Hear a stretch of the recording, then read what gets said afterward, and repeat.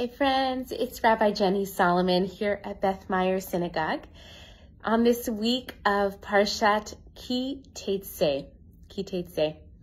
So I wanted to share a little Torah in the spirit of a mincha moment, a moment to sit and contemplate and to do so in the context of this incredibly spiritually robust month of Elul as we prepare for Rosh Hashanah and Yom Kippur, which are inching ever closer. So one of the incredibly poignant moments that takes place in this week's Torah portion has to do with Amalek.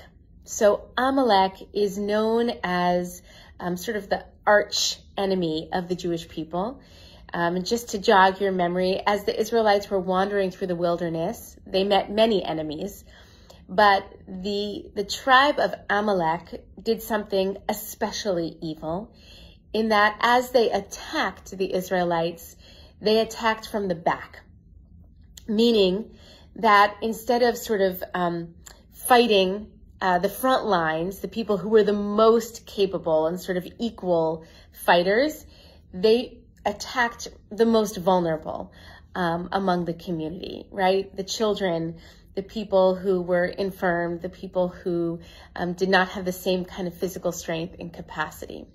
So forever, we have this mitzvah, this commandment to remember what the Amalekites did to our people, to remember Amalek. But interestingly, in this Torah portion, the commandment is that we are supposed to remember. And then when we find that we are safely in the land, we are required to erase the memory.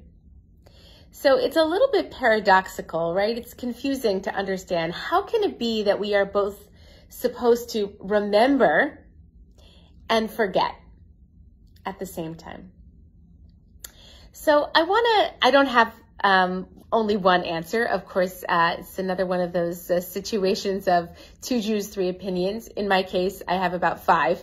But I will share just one opinion about what this could possibly mean, again, in this context of this month of Elul. So hopefully you, like me, I'm thinking a lot about this past year. I'm remembering back doing the work of Cheshbon HaNefesh, taking an accounting of the soul, which necessitates a certain kind of chazara, a review of what this year has brought, what kinds of, what I've learned, what sorts of situations I moved through, what I've done well, what I've done less well, what I'm still working on. And so it's very important to do that work. In order to do Cheshbon HaNefesh, to take an accounting of the soul, it requires chazara. You have to do the work of reviewing, and you have to remember in order to grow, to integrate the wisdom, to cultivate what you've learned, and hopefully move into the next year from a place of growth and strength. And so it's important to do that work of remembering. And there's a very subtle point at which the remembering actually kind of like hardens or crystallizes the memories in such a way that it's not helpful moving forward. So I'll give you an example. As I've been thinking about this past year, I've inevitably spent time reviewing and remembering people who have hurt me, or really big mistakes that I've made that hurt others. And while it's really important to remember those things, because if we don't, again, it's hard to learn, there's a moment I find in the remembering where it kind of, the hurt calcifies. And it then becomes an impediment to what I'm actually trying to do, which is to grow and to heal and to release what is no longer helpful to hold on to any longer. So perhaps that is one way to understand this sort of complex thing that we are asked to do as it relates to Amalek, this evil other, this archetype of the evil other, in that we're being asked to both remember and forget. Maybe it means remember in as much as it is helpful, protective, healing, helping you cultivate what you've learned. But remember to forget when the memories begin to hold you back and keep you stuck and create an additional burden for you to carry. Along those lines, I want to make a special invitation for my Beth Meyer friends to join me on Sunday morning here at the synagogue for a drop-in session at 10:15, which I'm calling Entering 5783, the new year, Entering 5783 Mindfully.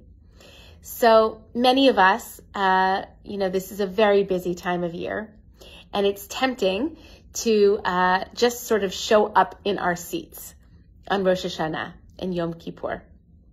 But what I have found over years of practice is that the holidays are so much richer and so much more meaningful and transformative if we do the work, the reflective work, both the remembering and the forgetting in advance of landing in our seats on the holidays. And so this is going to be a really sweet, supportive opportunity to consider again the year that's passed and the year that you're hoping to write with your life in the year to come. It will be fun, not too heavy, but filled with lots of personal reflection and no forced sharing. And just a space where we can all kind of do that work intentionally together, each of us individually. It's not going to be like a lot of sharing in chavruta or in large group, but I'm going to help hopefully give you prompts and ideas so that you can begin a little bit of writing and a little bit of thinking and preparing to make the holidays all that more inspirational and soulful.